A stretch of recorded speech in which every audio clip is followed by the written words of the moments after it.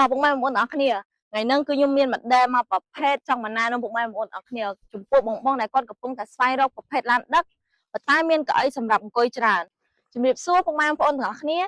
ចាគឺថានេះដែរជាប្រភេទ model Wuling រងកងវ៉ានបងប្អូនទាំងអស់គ្នាជាប្រភេទឡានដឹកទំនិញតម្លៃត្រឹមតែ10000ជាងតែប៉ុណ្ណោះ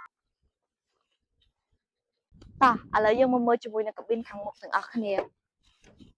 បងប្អូនទាំងអស់គ្នានេះគឺជាប្រភេទដៃចង្កូតអេឡិចត្រូនិកគឺងាយស្រួលក្នុងការបើកបរខ្លាំងមែនតើហើយនៅខាងក្នុងនេះយើងក៏បានបំពាក់មកជាមួយនឹងម៉ាស៊ីនត្រជាក់រហូតដល់4ឯណោះបងប្អូនទាំងអស់គ្នាចំពោះចង្កឹះលេខជាប្រភេទចង្កឹះលេខដៃ5វគ្គបងប្អូនទាំងអស់គ្នា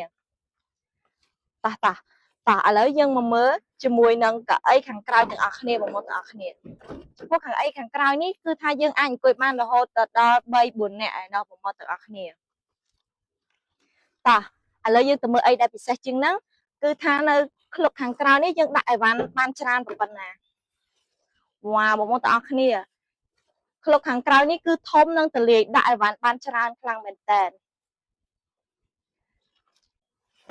ហ្នឹងហើយពុកម៉ែបងប្អូនទាំងអស់គ្នាគឺថាប្រភេទឡាននេះទិញទៅគឺថាចំណេញខ្លាំងមែនតើតម្លៃត្រឹមតែ10000ស្ដាងហើយទិញទៅបងមានកន្លែងអង្គុយហើយមានកន្លែងដឹកអីវ៉ាន់ទៀតអញ្ចឹងចំពោះពុកម៉ែបងប្អូនដែលគាត់ចាប់អារម្មណ៍ជាមួយនឹងប្រភេទឡាន Wuling van នេះបងអាចតាក់ទងមកតាមលេខទូរស័ព្ទនៅខាងលើនេះបានឬក៏អាចឆាតចូលពេក Wuling ប្រាក់ Cambodia បានអរគុណជំរាបលាពុកម៉ែបងប្អូនទាំងអស់គ្នា